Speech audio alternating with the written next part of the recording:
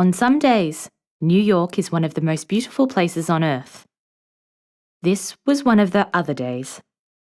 The sky was the colour of an old church roof, and the rain was giving stair rods a bad reputation. Some days you just know things are going to get dangerous and out of hand, and this was, without a doubt, one of those. About time, too. I was the only person in the office. That wasn't exactly unusual, as I was the only employee of the Angel Detective Agency. As the owner, too, I can tell you that I didn't think I was doing a good job of keeping the work rolling in. But then, the sort of cases I was interested in were rather specialised.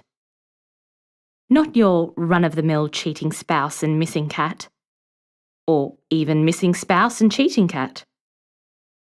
No, I was more interested in the arcane, eccentric, and other words you probably wouldn't expect a private detective to use all that much.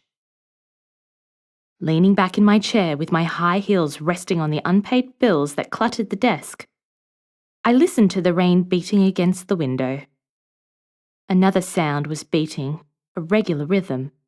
Feet on the wooden stairs. Might be the cleaner, I thought. I checked the calendar. 1938. I hadn't planned on cleaning the place until at least 1946. The footsteps paused on the landing outside of my office. Maybe they were heading on up to the pet food supplier on the 5th floor. They'd be disappointed if they were, as the company went bust in the crash. There were starving pets flinging themselves out of windows, or so it was said. I glanced out of the window now and saw that in a sense it was still raining cats and dogs. Whoever was loitering outside still hadn't moved on. "If you're looking for the Angel Detective Agency," I called out, "it's through the door marked Angel Detective Agency." If they couldn't work that out, then they'd come to the right place for help. I caught a reflection of myself in the glass of the door as it opened. Just a flash, as I swung my legs off the desk. Just a quick glimpse to assure myself that everything was buttoned, and unbuttoned in the best places, and pointing in the right direction. The dark figure of a man stood in the doorway, barely more than a silhouette, but his voice was promising, deep and dark as his shadow. "Melody Malone?" I paused and pushed my fedora up with my index finger so he could see the full extent of my brow. "In the flesh." I lingered on the noun. "Can I come in?" I smiled invitingly. "When we haven't even been introduced?" But I gestured to the spare chair. There was only one, so he couldn't get lost.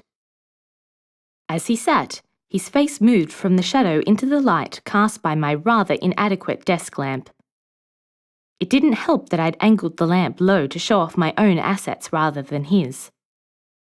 But I quickly fixed that as I caught sight of the square jaw, the carefully slicked hair, the deep blue eyes, and the Clark Gable moustache.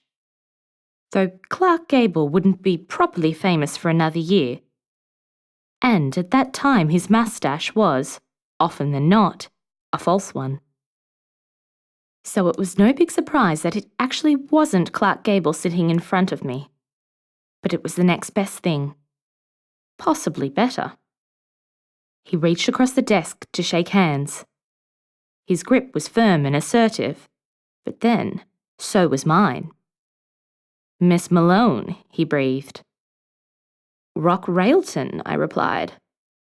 "Unless you're his stunt double." I raised an alluring eyebrow, alluringly. "In the flesh," he replied, lingering on the preposition. He needed to work on that. "I guess it saves time that you know who I am." "I guess it does.